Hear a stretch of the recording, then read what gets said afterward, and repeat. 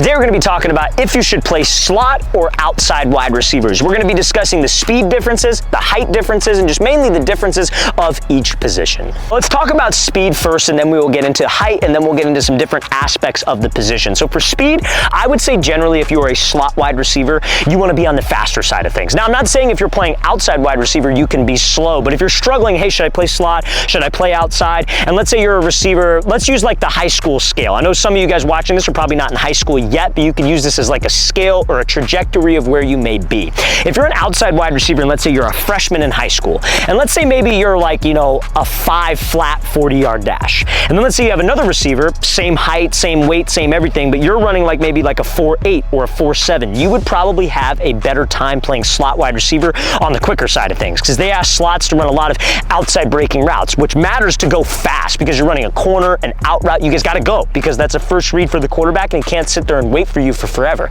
Outside wide receivers, you probably have a lot more inside breaking routes like slants, ins, digs, posts, and maybe you don't have to be as fast. So if you're on the quicker side of things, I recommend playing slot receiver. Now, fellas, before we talk about the height differences between slot receivers, outside wide receivers, if you are a receiver or quarterback and would like to train with myself and my staff of coaches this offseason, we're traveling out to 15 different cities across the entire U.S. for 2-day-long QB and wide receiver camps. All of our camps that we had last year in 2023 and 2024 sold out completely within the first 2 to 3 months, you guys. And we had to turn a lot of people away, so we want to make sure that you guys have every opportunity to sign up. We're coming out to San Francisco, California, Orlando, Florida, Phoenix, Arizona, Charlotte, North Carolina, Austin, Texas, Seattle, Washington, Chicago, Illinois, Newark, New Jersey, Las Vegas, Nevada, if I didn't already say that. Then we'll be coming out to Birmingham, Alabama, Houston, Texas, Boston, Massachusetts. Then we'll be coming out to Columbus, Ohio, Boise, Idaho, and Los Angeles, California. So guys, check out that very first link in the description below if you'd like to sign up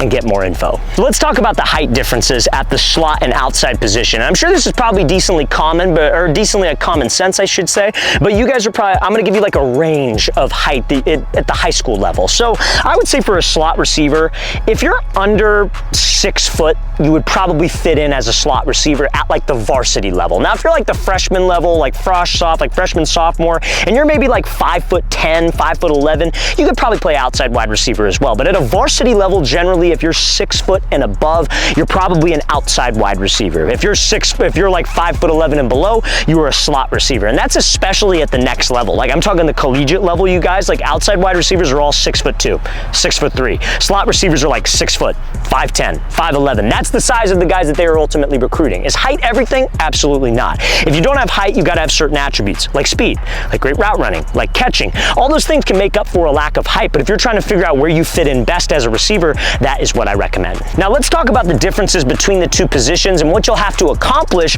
from like a release perspective, a route running perspective when you're on the outside or out of the slot. So let's start with the slot, right? What you got to get comfortable with, you guys, is dealing with bigger physical linebackers. So if that's not something that you want to do, you probably belong on the outside where you just have to deal with DBs. Sometimes DBs are physical, but not as physical as maybe a linebacker who's got a lot of weight on you, probably a little bit bigger than us. But as a receiver, we want to beat them with quickness. That's why I talked about in the beginning of this video that speed and quickness is so important if you're playing out of the slot, because you're going to line up and you're going to have to run, like, let's say, for example, like a corner route. And you're going to have a linebacker who's inside shade 3 to 4 yards away. And his goal is when you take off and run your route to get hands on you, reroute you off of your route path to screw up timing with the quarterback. So we have to be able to deal with that as a receiver. You have to get comfortable. Okay, I'm going to close the space with this guy fast, give him a quick move, use my quickness, keep some distance between him, and then get up into my route. Now, if you're on the outside, what you have to get comfortable with is dealing with DBs who are going to be right up in your face. And on the slot, you'll have to do this. It's just not as common. You'll have an inside shade press guy, head up press, outside shade press. So you have to be very good with your releases off the ball.